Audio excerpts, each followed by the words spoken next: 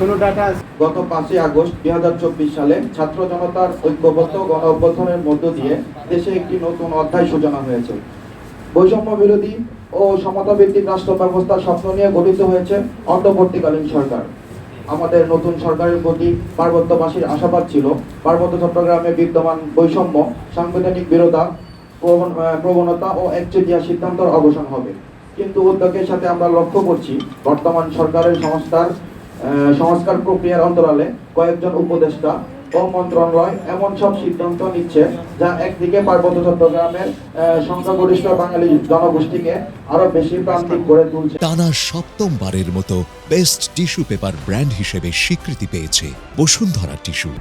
আবদ্ধ আমরা দেখেছি। তো আপনারা ওই বিষয়টা পর্যালোচনা করলে, গত বরাদ্দটা পর্যালোচনা করলে দেখতে পাবেন যে এখানে বাঙালিদেরকে বঞ্চিত করা হয়েছে। তা আমি যার কারণে বলছি যে যাই হোক, যেহেতু একটা বৃহত্তর জনগোষ্ঠী বাঙালি জনগোষ্ঠী, এই বাঙালি জনগোষ্ঠী এবং পাহাড়ি জনগোষ্ঠী, এদের মধ্যে যেহেতু সামঞ্জস্যতা রেখে যেহেতু বন্টনগুলো হয়। ধন্যবাদ। আমরা যদি এর মধ্যে আমরা জাস্ট একটু সতর্ক করলাম, যদি এর মধ্যে আমরা এটার আশানুরূপ কোনো কিছু না পাই, অবশ্যই আমরা 3 পার্বত্য জেলায় একসাথেই রাজপথে নামবো ইনশাল্লাহ, এবং আমাদের দাবিগুলো আমরা রাজপথে নেমে আদায় করে নেবো ইনশাল্লাহ। প্রথম 1, 2, 3 এই 3টি দাবির সাথে আজকের যে সংবাদ সম্মেলনের ব্যানার সেটির সাথে